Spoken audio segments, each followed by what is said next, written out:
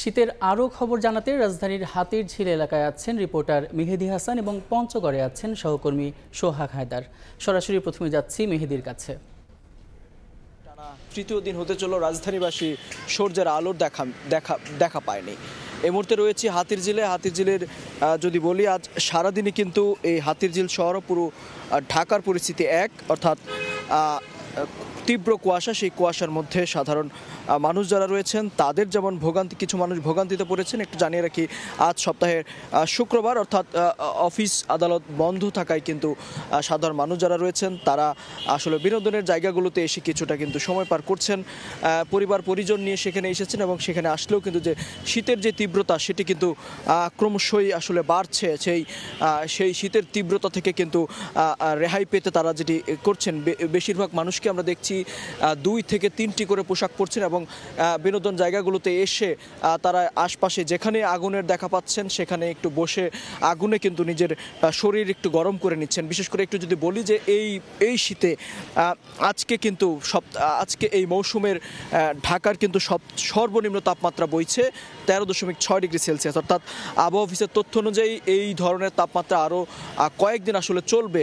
সাধারণ মানুষের যে ভোগান্তি সেটি কিন্তু এই তীব্র শীতের যে ভোগান্তি সেটি কিন্তু আরও কয়েকদিন চলবে, এমনটাই কিন্তু আবহাওয়া অফিস আমাদের জানিয়েছেন। যদি একটু জানিয়ে রাখি যে এই শীতের যেই আবহাওয়া যেটি ছিল, যে আসলে গত কয়েকদিন আমরা যেমনটি দেখেছিলাম যে এই তীব্র কুয়াশার পাশাপাশি যে বাতাসের আর্দ্রতা অর্থাৎ শৈত্যপ্রবাহ যেটি চলছিল সেটি কিন্তু আজ কিছুটা কম, অর্থাৎ সেই দিক দিয়ে বলা চলে আজকের শীতের মাত্রা বাড়লেও কিন্তু বাতাসের পরিমাণ কম। বাতাসের সাথে বিশেষ করে বাতাসের কুয়াশার সাথে এক ধরনের বৃষ্টি অনুভব হওয়া যেই কুয়াশা ছিল সেটি কিন্তু এখন কিছুটা কমেছে।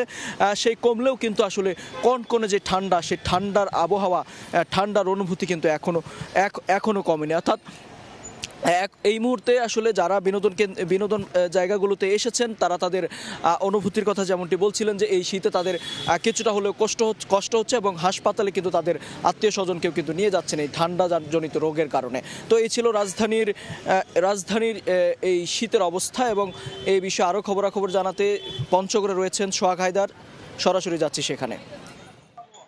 যেমনটি বলছিলেন যে রাজধানী ঢাকা শহরের মতো কিন্তু উত্তরের জেলা পঞ্চগড়েও কিন্তু শীতের যে তীব্রতা সেটা কিন্তু ক্রমাগতভাবে বাড়তে শুরু করেছে। আমরা দেখেছি যে গত 2 দিন ধরে এই জেলায় ঘন কুয়াশায় চারপাশ ঢেকে থাকলেও এবং পাহাড়ি যে হিম বাতাস সেটা কিন্তু অব্যাহত থাকলেও কিন্তু আজকে একটু আবহাওয়া ভিন্নতা ছিল। আজকে সকাল 9টায় এই জেলায় কিন্তু তাপমাত্রা 8.3 ডিগ্রি সেলসিয়াস রেকর্ড করা হয় বলে জানায় আবহাওয়া অফিস, এবং আমরা দেখেছি যে তাপমাত্রা 8 ডিগ্রির ঘরে থাকলেও কিন্তু এখানকার যে আবহাওয়া সেটা কিন্তু অনেকটাই ভিন্নতা ছিল। এবং তাপমাত্রা যতই বেলা গড়িয়ে দুপুর নাগাদ হয় ততই কিন্তু তাপমাত্রা কিছুটা বাড়তে শুরু করে। আমরা দেখেছি যে যখন সন্ধ্যার পর থেকে কিন্তু রাত যতই গভীর হচ্ছে ততই শীতের তীব্রতা বেড়েই যাচ্ছে। আমরা আবহাওয়া অফিসের সাথে কথা বলেছি।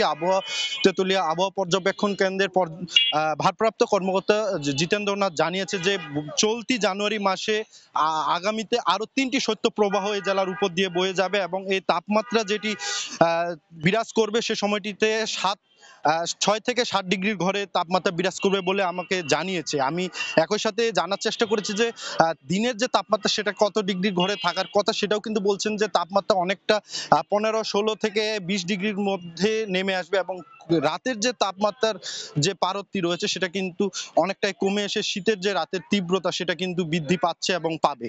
আমি দেখেছি যে শীতের এই রাতের সময়টিতে তাপমাত্রা বৃদ্ধি পাওয়ার কারণে কিন্তু রাতে যারা নিম্ন আয়ের দরিদ্র মানুষ রয়েছে তারা কিন্তু চরম বিপাকে পড়ছে এবং তারা এই সময়টিতে গরম কাপড়ের অভাবে রাত অনেকটা কষ্টে রাত অতিবাহিত করছে। আমরা জেলা প্রশাসনের সাথে কথা বলেছি। জেলা প্রশাসন তারা শীতবস্ত্র বিতরণের উদ্যোগ গ্রহণ করেছে এবং এখন পর্যন্ত 12,000-এর মতো শীতবস্ত্র বিতরণ করেছে, যেটা কিন্তু এই জেলার জন্য এখনো পর্যাপ্ত না বলে আমাদের এখানকার বাসিন্দা বা সচেতন নাগরিকরা জানিয়েছেন। আমি একই সাথে জানিয়ে রাখি যে তাপমাত্রা উঠানামায় কিন্তু ক্রমাগত এখানে শীতজনিত যে রোগীর সংখ্যা সেটা বৃদ্ধি পাচ্ছে। একই সাথে গরম কাপড়ের যে সকল দোকান রয়েছে সেগুলোতেও কিন্তু ক্রেতার ভিড় বেড়ে চলেছে। তো এ ছিল আমার কাছে পঞ্চগড় থেকে শীতের সর্বশেষ খবর। সরাসরি যুক্ত ছিলাম পঞ্চগড়ে, তার আগে ছিলাম ঢাকার হাতিরঝিলে।